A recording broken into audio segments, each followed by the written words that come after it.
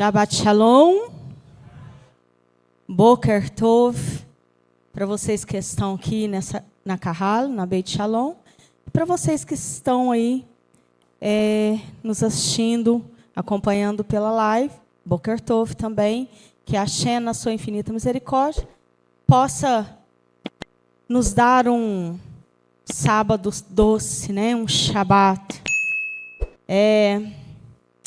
Que bom que vocês entenderam o que é o Shabbat. Vocês que estão acompanhando pela live, muitos, eu vi que a Luciana tá, Júlio César, né? Toda. Vocês entenderam o que é um Shabbat. Se tem algo que Hashem criou com muito zelo, tudo ele criou com muito amor e muito carinho, mas ele criou um dia para que o seu povo, aquele povo que ele tanto ama, pudesse estar mais conectado. E o Shabbat é esse dia. É um dia onde nós nos conectamos a Hashem, nós estamos mais próximos e com certeza ele está mais próximo de nós também. Amém? Eu quero agradecer toda Morá Carlos pelo carinho, pela gentileza que me... Oi? Moré Carlos, pelo carinho e pela gentileza, né, de me conceder. Ele sabe o que eu estou falando. E eu achei essa paraxá, ela é bem curtinha. Berru Kotai. Berru Kotai. Ela é bem curta, mas ela é muito profunda. Ela está em Vaikra, ali o Zé. Desculpa, é Moré Carlos, está lá.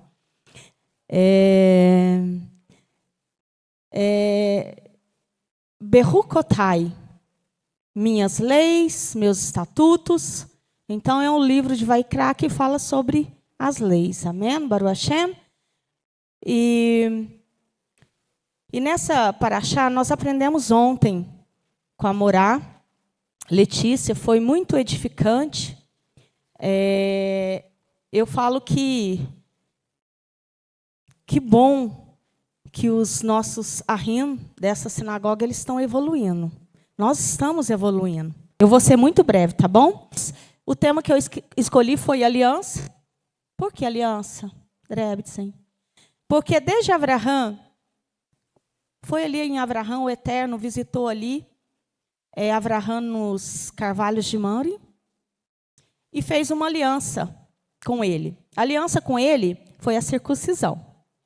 O que significa? Um pacto, um compromisso de um homem para com Deus e Deus para com o homem. O homem, Deus prometeu, eis que eu farei de ti uma grande nação.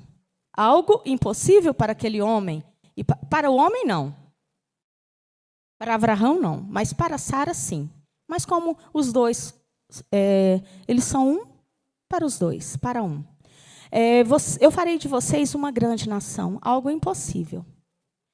E o que Eterno pediu a Abraão? Abraão, me ame, segue os meus estatutos, as minhas ordenanças, faça o que é bom nessa terra. E eu te darei, e você herdará a minha terra. Aquilo que eu tenho preparado para vós. Então eu escolhi porque Vaikra, ele é ordenança, estatuto, e tem aliança de Hashem. E se você ver a segunda parte, que é onde a Morá entrou ontem, que é a quebra de aliança, certo? Então, nós vamos passar por Vaikra, que é a paraxá de hoje, Oshea e Oel, ok? Vamos seguir.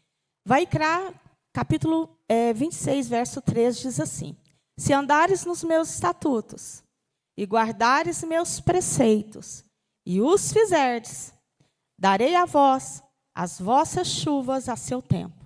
A terra dará o seu produto, e a árvore do campo dará o seu fruto. Se andares, não adianta só andar. Se você não fizerdes, Andar andar é fácil. Eu estou andando, mas você tem que começar a praticar aquilo que a Torá tem ensinado. Nós temos que andar e praticar. E guardar, porque não adianta eu andar e fizer, e se eu não guardar, amanhã eu perco tudo a essência que eu conquistei. Então, o que a Shen pede para nós? Se andares no meu estatuto. Opa, foi legal, hein? Espera lá. Se andares e guardares os meus preceitos e fizerdes, eu darei a vós as vossas chuvas a seu tempo. Não vai faltar chuva. Depois eu vou entrar nas chuvas. A terra dará o seu produto e a árvore do campo dará o seu fruto. Porque vocês concordam comigo que não é fácil. Nós estamos vivendo dias difíceis, no âmbito geral. Tanto para alguns, outros não. Mas você acordar de manhã e trabalhar não é fácil, porque você não tem que só fazer o teu trabalho. Você vai ter que enfrentar as pessoas que estão lá. Você vai ter que administrar o seu dia. Então, aqui o Eterno fala que se você só obedecer, andar, guardar, você só precisa acordar de manhã. Aliás, você só precisa dormir e deitar, porque o Eterno vai te levantar pela manhã, porque cabe a Ele. E Ele vai, então, guardar o seu dia. Ele vai guardar a sua saída. Ele vai guardar a sua entrada. Ele vai estar com você em todos os momentos. São promessas dele. Vamos seguir aqui. Devarim. Você pode me auxiliar. Devarim, capítulo 5, verso 28 e 29. E cuideis, depois de tudo isso, de você andar, de você guardar, e cuideis em fazer como vos ordenou o Eterno, vosso Deus. Não vos desviareis, nem para a direita, nem para a esquerda. Por todo o caminho que vos ordenou o Eterno, vosso Deus, andareis, para que vivais e sejam bem para vós, e prolongueis vossos dias na terra que haveis de herdar. E cuideis em fazer o que ordenou. Ele não está pedindo muita coisa. Ele só pede para você fazer o que ele pediu. O que ele pede? Nós temos aqui, todo o Shabat, os morés, o rabino, nos ensinando a Torá. E a Torá, ela é um manual. E eu aprendi que nós, brasileiros, nós temos um defeito grave. Talvez a Jéssica, ela viveu lá nos Estados Unidos, mas diz que, me falaram que lá é diferente. Quando nós compramos uma máquina de lavar, alguma coisa, o que nós fazemos com o manual? Alguém lê ele inteiro? Não. Guarda.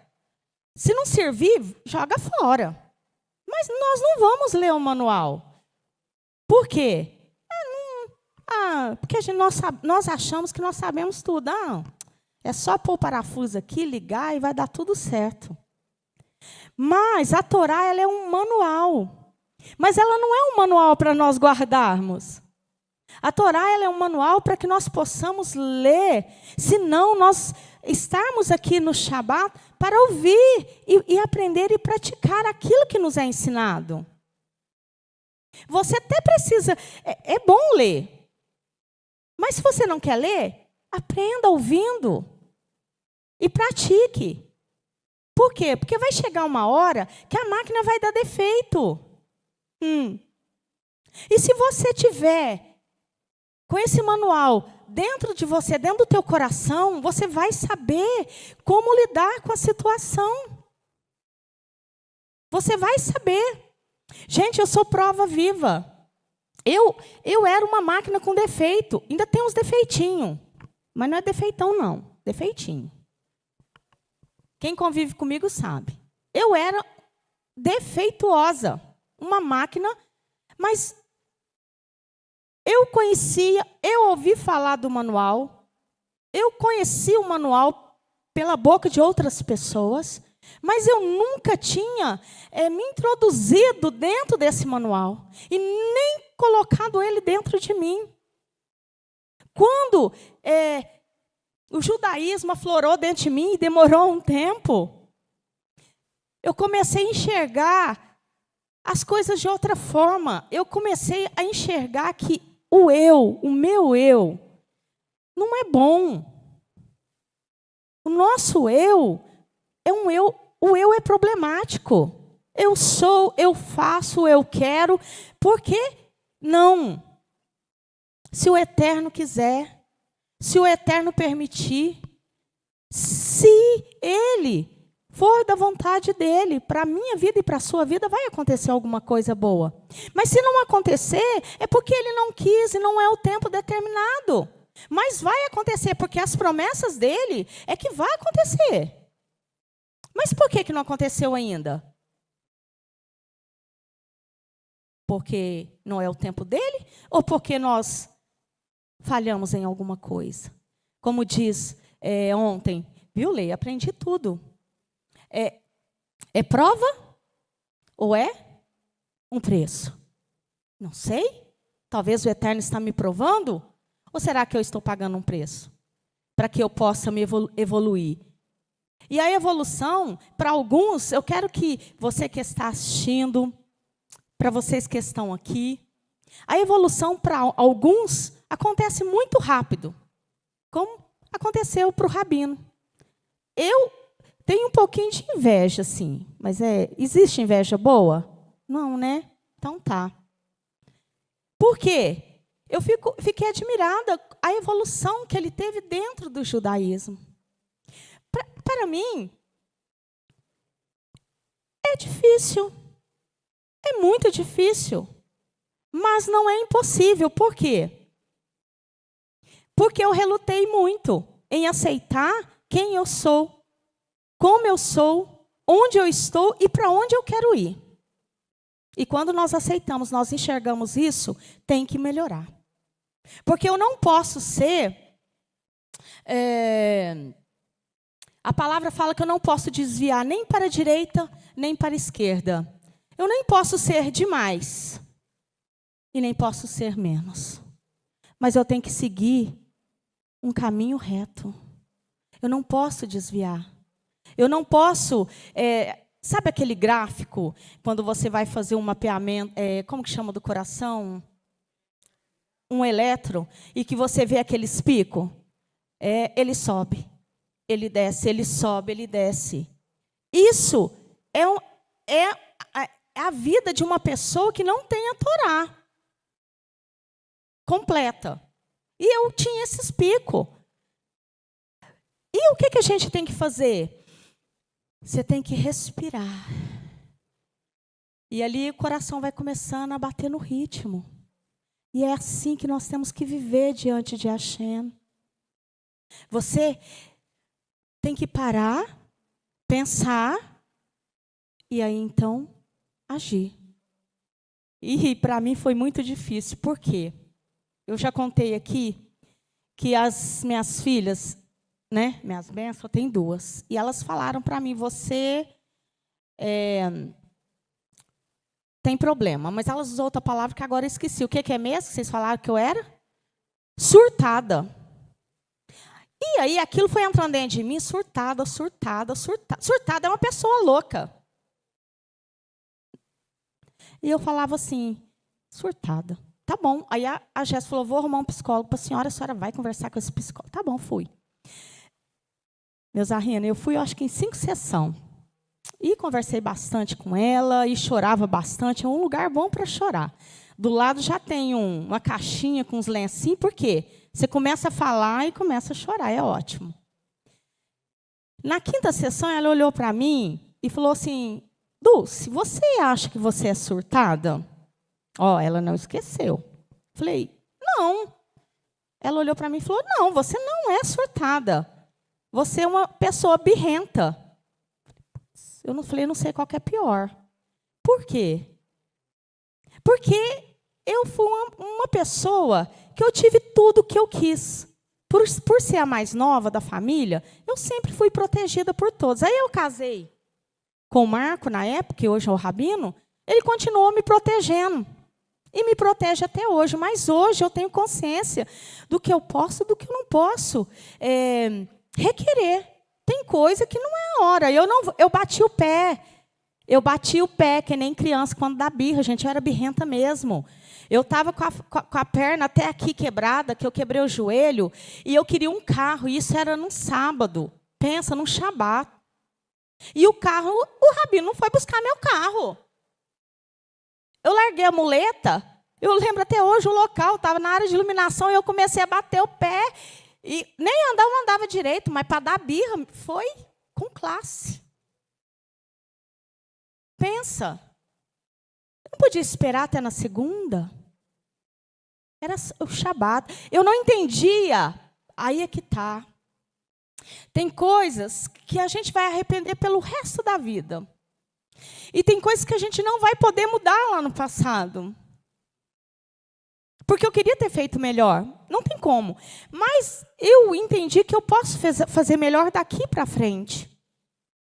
Que eu posso esperar o tempo.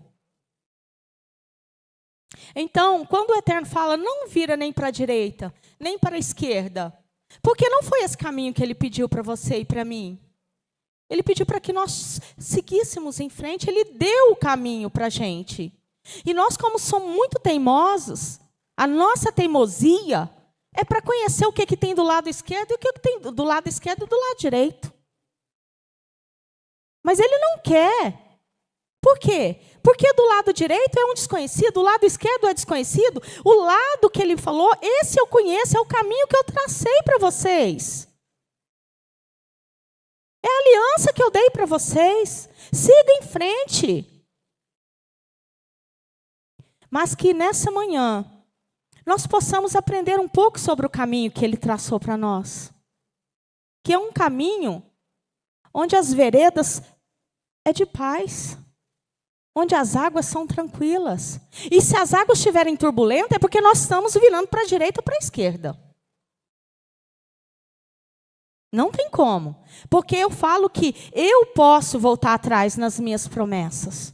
Como homem, como mulher que sou. Nós podemos. Mas Hashem, não. Ele prometeu. Ele vai cumprir. Amém? Vamos seguir em frente. Tá. Em Oséias, diz assim, quem é sábio? Tem sábio aqui nessa manhã? Tem? Tem sábio aí na live? Tem, Baruch Hashem. Quem é sábio? Que possa compreender tudo isso. Quem é prudente? Que a saibas reconhecer. Porque os retos são os caminhos do Eterno. Ele não deu um caminho tortuoso. Ele não deu um caminho com curvas. Ele deu um caminho reto. E se tem curva, é porque nós criamos essas curvas. Porque o caminho que ele deu é um caminho reto. Quando Moshe foi tirar o povo lá do Egito, tinha um caminho mais próximo, não tinha, Rabino, para chegar onde precisava chegar. Mas foi necessário mudar o caminho, porque o povo já começou a dar trabalho na saída. O caminho ficou tortuoso, porque o povo que buscou o caminho.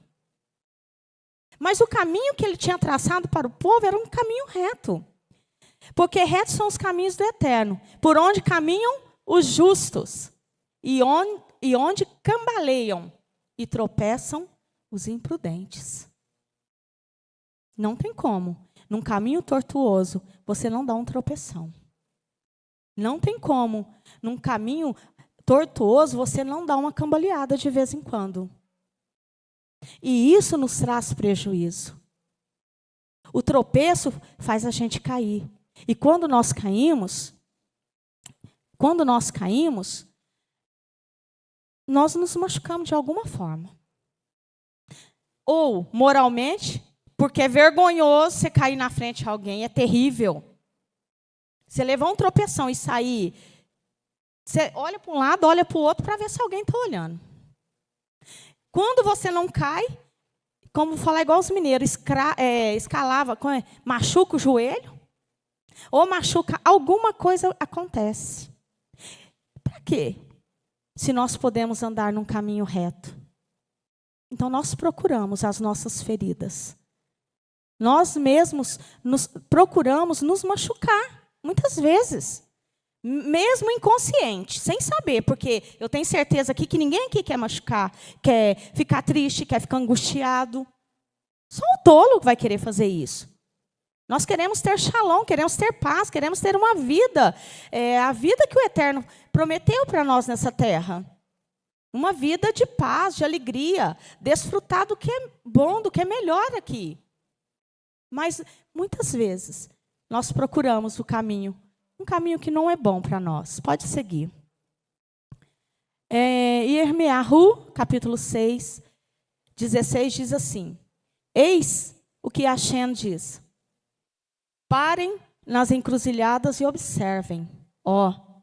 Presta atenção. Quando vocês tiverem alguma dúvida, parou,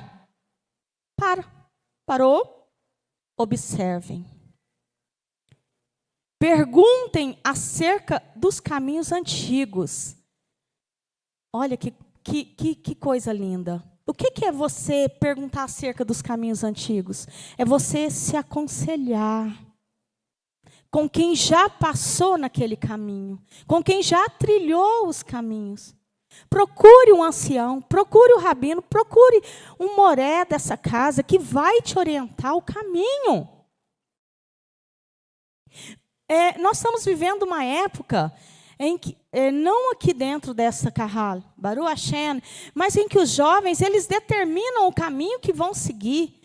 Meu pai, minha mãe é antiquado. Não, o que ele viveu foi para a época deles. Hoje eu tenho algo diferente. Não. No judaísmo não é assim que funciona.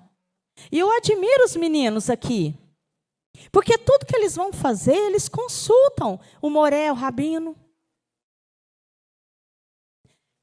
Então consulte, para na encruzilhada. Se você se sentir no momento em que você não sabe qual direção seguir, o que fazer, se vai, talvez uma proposta de trabalho. E aí, eu aceito? Não aceito? O que faço? Uma encruzilhada. Liga, procura conselho com alguém que já viveu. E você, então, vai estar cumprindo aquilo que o Eterno quer para você. Qual é o bom caminho? Sigam-no, e vocês acharão descanso para a alma. Mas eles dizem, nós não iremos por ele. Olha o teimoso de novo. Olha o teimoso de novo. Muitas vezes, eu pedi um conselho, eu vou falar o rabino, um moré, Cleiton, nós temos o moré Carlos e outros moré aqui da casa. Eu pedi um conselho, eu tenho que estar aberta a aceitar o que vai ser falado para mim. Porque, às vezes, o que eles vão nos falar não é o que nós queremos ouvir. E isso vai nos confrontar. E muitos perecem porque, na hora desse confronto, eles não aceitam.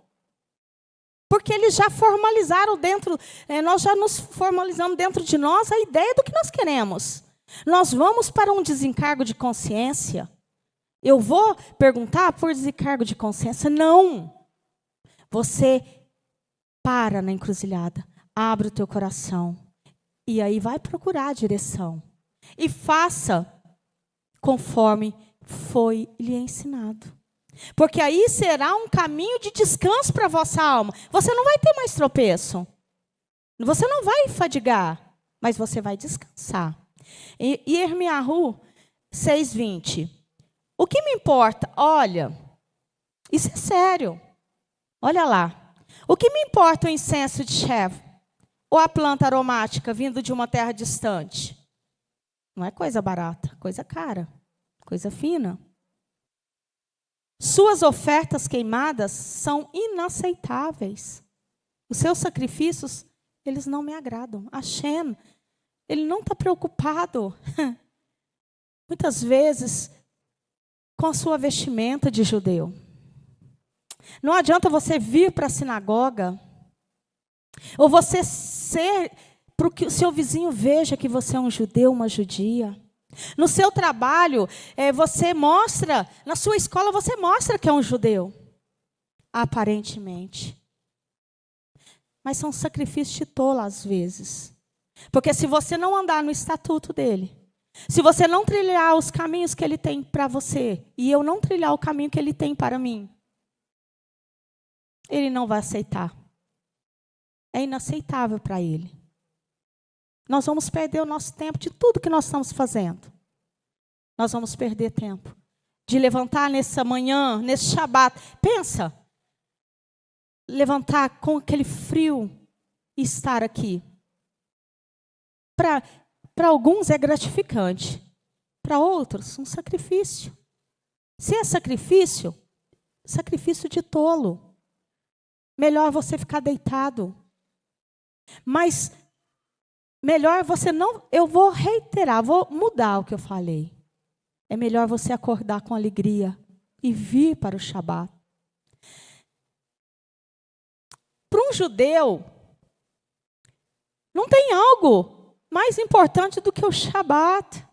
Eles aguardam domingo, segunda, terça, quarta, quinta, sexta, até 3 horas da tarde. Eles ficam ansiosos para que chegue, para que eles possam se prepararem para estarem na casa de Hashem, diante de uma Torá, e adorá-lo e conectá-lo com ele.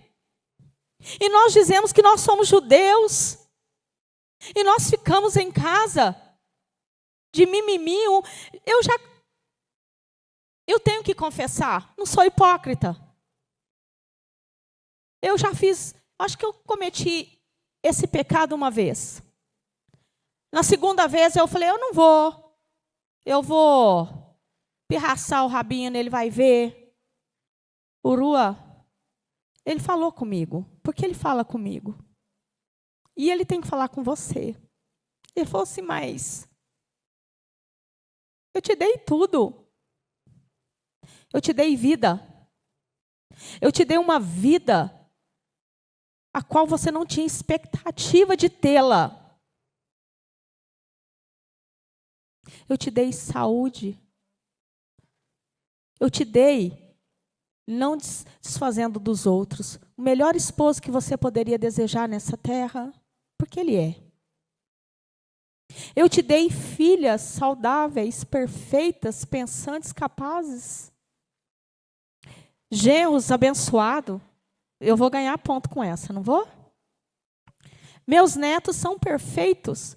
E ele falou, falou mesmo. Ele falou assim, você vai fazer birrinha? É isso? Ó, não deu 30 segundos, eu pulei. Falei, tô indo. Depois disso, Rabino, dei mais birra? Eu fui curada. Precisa. Não precisa.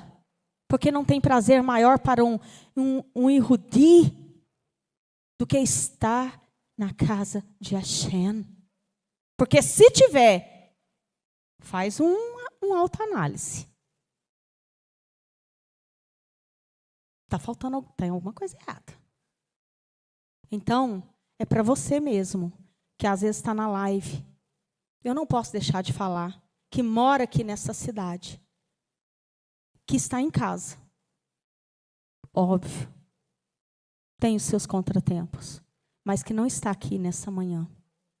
E que não vai estar, talvez, na manhã seguinte, porque ainda não entendeu o contexto da Torá. Você não leu o manual ainda. O manual não entrou dentro de você. Mas esse manual precisa. Amém? Vamos seguir. Oshea 6:3.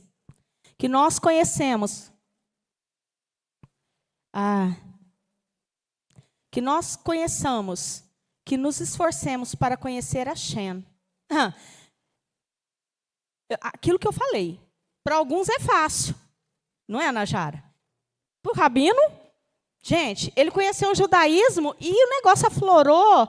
E eu brigo com ele. Quando eu falo brigo, é discussão saudável, viu? Não é briga que a gente não faz isso mais. Que para todos, para cada um, tem um tempo de absorver. Eu queria ser como ele. Mas eu vou me tornar como ele um dia, se assim a Shem permitir. Mas eu estou num processo. E o processo, ele dói. Você tem que abrir mão de muita coisa. Você tem que abrir mão de ter que falar mal das pessoas, que é um hábito. Meus arrinhos, nós crescemos, eu falo que ser um irudi numa terra estrangeira, posso falar assim? Porque ser um irudi em Jerusalém é uma coisa. Porque lá, quando nasce a criança, ela já vai para uma yeshivá. Quando ela chega em casa, ela tem uma mãe judia, que sabe tudo o que é ser uma mulher judia. Ela sabe o que falar, o alimento que vai servir, como falar, porque nós tivemos lá, nós somos testemunha. As mães gritam com as crianças. Gente, era 4, 5 crianças por mãe. E eu vi aquela plenitude que a mulher, falei assim, Senhor, faça eu nascer de novo. Eu estava que nem aquele profeta, né, que quebra. Eu só não vou pedir para quebrar, porque isso aí também eu aprendi. Esse negócio, Senhor, me quebre, me faça de novo. Epa, quebrar dói. Não. Mas a plenitude daquela mulher, para ficar com aquelas crianças. E as crianças, no cotelo, não estavam subindo, virando cambalhota, não. É engraçado. O menorzinho pegou o quipá e pá, jogou no chão. Era desse tamanho? Menor, sim, né? Isso. O maiorzinho era isso. Eu achei aquilo aqui, no nosso conceito aqui, até complicado. Ele pegou o quipá. Primeiro, ele deu um tapa no rosto daquele irmão dele. Deu um tapa no rosto. Pegou o quipá e colocou na cabeça dele. Olha o respeito. Se fosse, eu fico olhando, observando, pensando, o respeito. Então, ser um irudi, um judeu lá, é fácil. Não, tem as suas dificuldades, mas é um processo mais fácil. Mas para nós que viemos de uma família, muitos não tinham uma fé constituída em nada. Diziam ser uma coisa, mas não praticavam, então nada. Falava, nós não tivemos uma criação adequada, mas nós estamos lutando. Eu acho lindo. Quando o Machia falou para os discípulos, bem-aventurados são vós, porque vocês estão vendo. Eu estou aqui, estou fazendo milagre, vocês estão olhando. Mas bem-aventurados serão a geração que virão, porque eles não vão ver, eles não viram, mas eles creram. Nós cremos naquilo que nós não vimos. E eu acredito, eu creio que o Eterno, Ele olha com diferenciado para nós, porque nós nos esforçamos, nós lutamos, nós não temos que ser 100% perfeito. Mas nós temos que buscar a perfeição todos os dias. Nas nossas imperfeições, nós temos que buscar a perfeição. E aí Ele olha para nós e Ele reconhece o nosso esforço. Porque o homem pode não reconhecer você, porque ele vai olhar por fora. Mas a Shem, quando Ele olha para mim e para você, Ele vê o que está dentro. O desejo do teu coração. Então, não desistam. Não desanimem. Eu ouvi uma pessoa, não vou citar o nome, e falar, até a pessoa bem próxima, falou, não, nós somos muito imperfeitos, eu acho que, ei, não tem problema. Nós fomos criados numa geração por pessoas imperfeitas, infelizmente. Mas essa geração dessas crianças que aqui estão, elas vão ser uma geração diferenciada. Porque nós vamos saber cuidar delas. Ela virá como a chuva. Chuvas de primavera que regam a terra. Pode seguir. Alegre-se, povo de Sião. Regozije-se em Hashem, seu Deus. Pois ele dá a quantidade certa de chuva no outono. E faz a chuva descer até vocês, as chuvas de outono e as de primavera. Sabe o que significa essa chuva? É aquela chuva que você já ouviu falar, a serôdia e a temporã? Só que, por isso que é bom a gente estudar o manual. A temporã é a chuva de outono. Sabe aquela chuva que fica lá? Esse ano foi diferente. Não choveu tanto, mas 4 meses chovendo? E chove, e chove, e chove. É a chuva de outono. É a temporã. Aquela que naquele tempo nós esperamos. Então a palavra de Deus diz assim, ó. Ele vai dar a quantidade certa para você daquilo que você precisa. Se é um trabalho, se é a provisão, se é o dinheiro para pagar a sua conta, se é algo que você precisa aqui dentro, uma transformação, ele vai dar ela no tempo certo. No tempo certo ela vai vir para mim, ela vai vir para você. Mas o Eterno, ele é misericordioso, porque ele vai mandar ainda a chuva de primavera, a seródia, aquela chuva que quando você não conta com ela, mas que você precisa dela, ela vai vir sobre as nossas vidas. E elas vão molhar a sua terra. E aquela terra que está seca, ela vai começar a ficar úmida, ela vai começar ela vai brotar. E ali então vai nascer frutos. Frutos a qual você vai poder desfrutar, você e a tua geração futura vão poder desfrutar disso. Então o que nós precisamos aprender? A trilhar o caminho reto que Hashem, ele construiu, ele formalizou, ele fez para nós. Porque a palavra fala que antes da fundação do mundo, antes da minha mãe me conceber, a minha alma já era conhecida por Hashem. A sua alma já era conhecida por Ele. E quando Ele mandou você para este mundo inferior, Ele já trilhou um caminho para você. Qual que é o caminho? É aquele caminho da Techuvá. É o caminho de retorno, de nós retornarmos para Jerusalém, para as coisas de Hashem, para aquilo que Ele preza, para aquilo que Ele ama. Muitos vão falar para nós, mas são tradições, são coisas antigas, como dizem, a Torá é coisa do passado. Não! É coisas de Hashem. E aquilo que Ele criou jamais se tornará coisa velha, coisa ultrapassada, a coisa que nós não precisamos usá-la na atualidade. Essa sociedade, ela sofre e perece, porque elas caminham por caminhos tortuosos. Muitas pessoas dentro de sistemas, mas não conhecem o manual. Como eu só ouvia falar do manual. Por boca de outras pessoas, a interpretações de outras pessoas que às vezes não tinham conhecimento. Cego guiando cego. Mas hoje, nessa casa, na Beit Shalom, com os nossos arrinos, com os nossos moré, com o nosso rabino, nós temos acesso ao conteúdo deste manual. E se nós vamos aprender e seguir, não cabe a eles. Cabe a nós. E se nós sofremos, nós não podemos culpar ninguém. A culpa é nossa. Nós somos culpados da nossa própria desgraça. E nós somos culpados das nossas bênçãos. Então, vou falar como diz em Deuteronômio. Eis que ponho diante de ti a bênção e a maldição. Eis que eu coloco diante de ti Segue aquilo que você quer para a tua vida e para as gerações, para a sua herança. Amém? Baruch Hashem.